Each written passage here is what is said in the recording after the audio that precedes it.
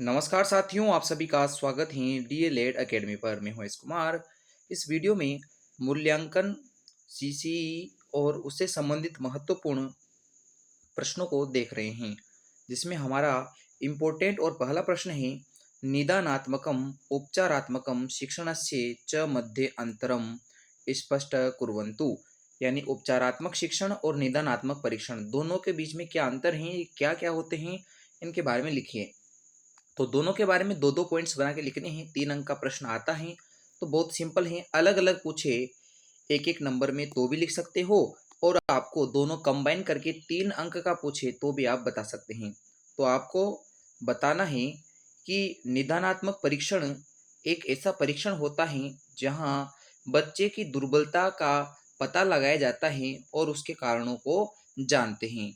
तो ये कारण न्यूनताया मतलब उसके अंक कम क्यों आ रहे हैं, मापन में वो कम अपने आप को क्यों बता पा रहा है, इसका पता लगाया जाता है।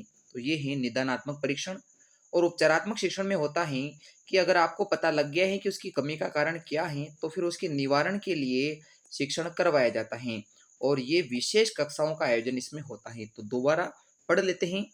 विद्यार्थी नाम विद्यार्थियों की दुर्बलताया दुर्बलता का ज्ञानम कृत्वा ज्ञान करके तेसाम कारणम अन्विष्यते, उन कारणों का पता लगाते हैं। तेसाम मतलब उस उनके कारणों का, अन्विष्यते मतलब पता लगाते हैं। तो विद्यार्थी की दुर्बलता का ज्ञान करके उनके कारणों का पता लगाते हैं। ये है निदानात्मक परीक्षण। छात्राणाम न्यूनताया कारणम ज्ञातुम शक्यते, यानी कि छात्र की न्यूनता है, वो न्यूनता का पता इससे हम लग जाते हैं। दुर्बल और न्यूनता ये दोनों एक ही चीज हैं। तो ये दुर्बलता, दुर्बलता का मतलब ये नहीं कि शारीरिक रूप से दुर्बल है, दुर्बलता का मतलब ये होता है कमजोर। और न्यूनता का मतलब जो कम परिणाम उपलब्ध करते हैं, ऐसे बालक कहलाते हैं दुर्बल और या न्यून। तो न्यून का मतलब हम अंकों से लेते हैं, जबकि दुर्बलता का मतलब हम कमजोरी से लेते हैं, सीखने में समय अधिक लगता है।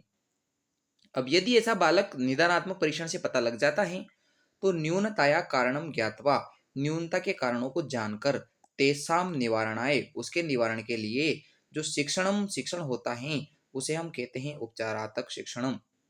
तो वो होता है उपचारात्मक शिक्षणम। विशेष कक्षाणाम आयोजनम श्रेष्ठ उपचारम भवति, विशेष कक्षाओं का आयोजन करके श्रेष्ठ उपचार होता है। और वो उपचार क्या है? उपचारात्मक शिक्षणम। अगला प्रश्न है वस्तुनिष्ठ प्रश्नेषु प्रकरणम। वस्तुनिष्ठ जो प्रश्न होते हैं इनके कितने प्रकार होते हैं?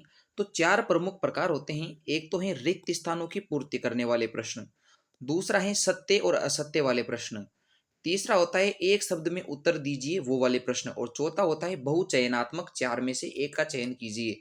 तो रिक्त स्थान, सत्य सत्य, एक शब्द में उत्तर देना और 4 में से 1 चूज करने वाले जो प्रश्न होते हैं उनको कहते हैं वस्तुनिष्ठ प्रश्न।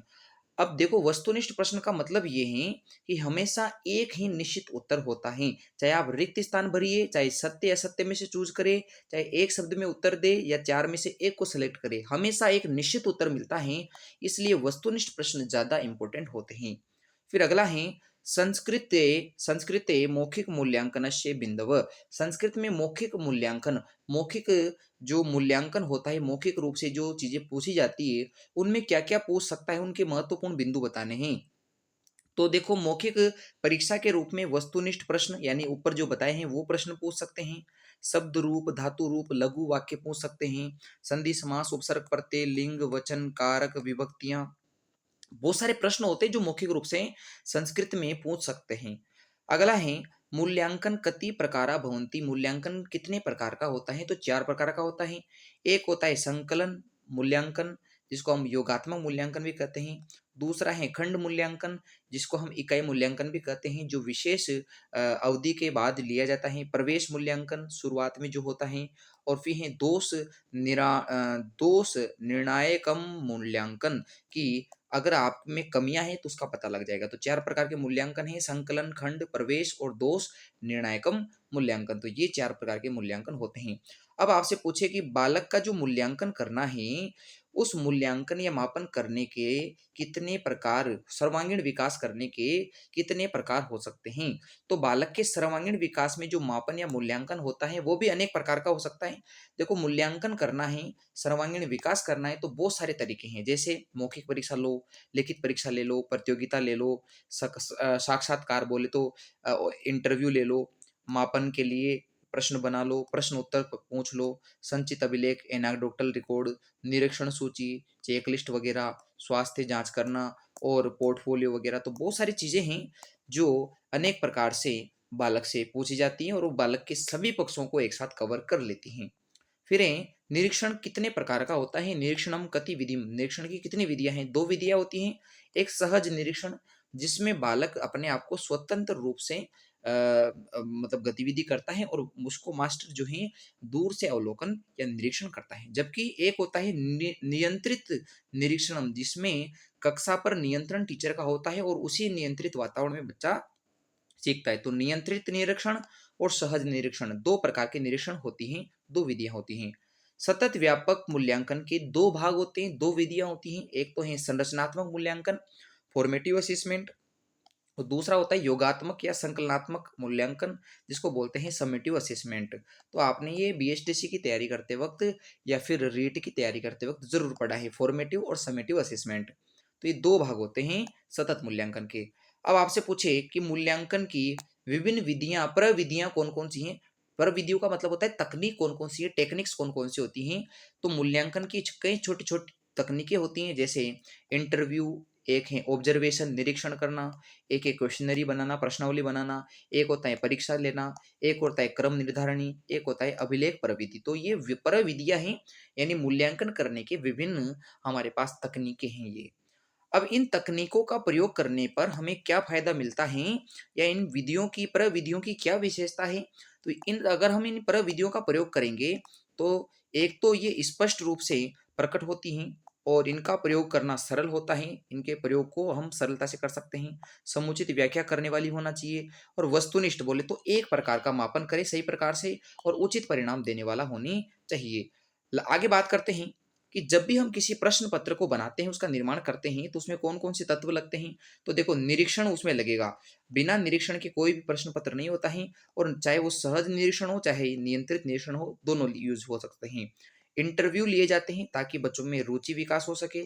प्रश्नावली यूज की जाती है ताकि बच्चों बच्चों से और अधिक प्रकार के प्रश्न हम पूछ सके। प्रश्नावली का मतलब अलग अलग प्रकार से बहुत सारे प्रश्न पूछते हैं। संचित अभिलेख क्या होता है?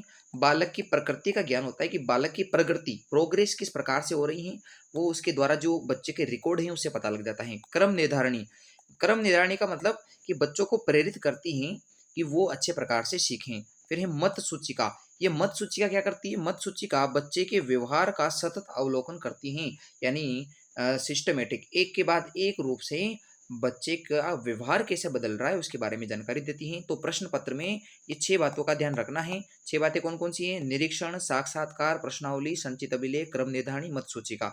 और अभी आपने जस्ट पढ़ा है कि ये जो हैं, ये अपने कहाँ काम आती हैं? ये आती हैं काम पे मूल्यांकन की प्रविधियों में। तो वही है क्रम निर्धारण, अभिलेखन, प्रश्नावली, निरीक्षण, परीक्षा, साक्षात्कार।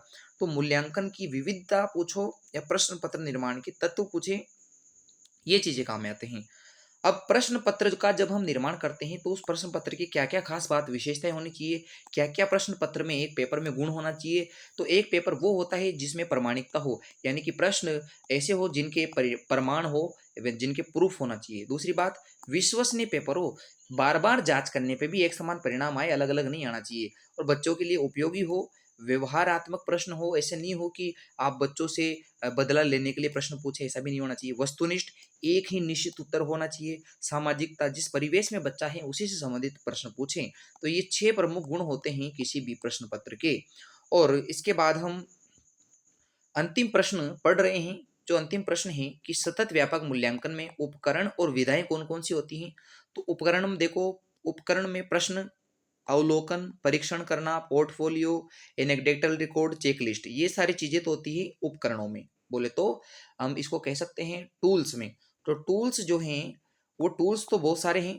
प्रश्न बोले तो एग्जाम, एग्जामिन, अवलोकन, ऑब्जर्वेशन, परीक्षण करना, पोर्टफोलियो, अभिलेख और चेकलिस्ट। जबकि विधाओं की मैं बात करूं तो विधाओं में परीक्षा लेना, गृह कार्य बोले तो दत्त कार्य, प्रतियोगिता करवाना, विचार विमर्श करना, गतिविधि करवाना, परियोजना बोले तो प्रोजेक्ट कार्य और समूह चर्चा। समूह चर्चा, परियोजना, गतिविधि, विचार विमर्श, प्रतियोगिता, दत्त कार्य और परीक्षा, ये तो हैं विधाएं। जबकि प्रश्न, अवलोकन, परीक्षण, पोर्टफोलियो, अभिलेख, चेकलिस्ट वगैरह, ये जो हैं वो साक्षात्कार, ये होते हैं उपकरण। तो उपकरण में ये चीजें होती हैं और विधाएं ये चीजें होती हैं। आई होप आपने इसे बहुत कम समय में समझ लिया होगा। आप चाहे तो इसके इस मूल्यांकन के और सारे प्रश्न आपके सीरीज में दे रखे हैं, वो भी आप पढ़ सकते हैं, किंतु मुझे जो अच्छे लगे मैंने आपको पढ़ा दिए हैं।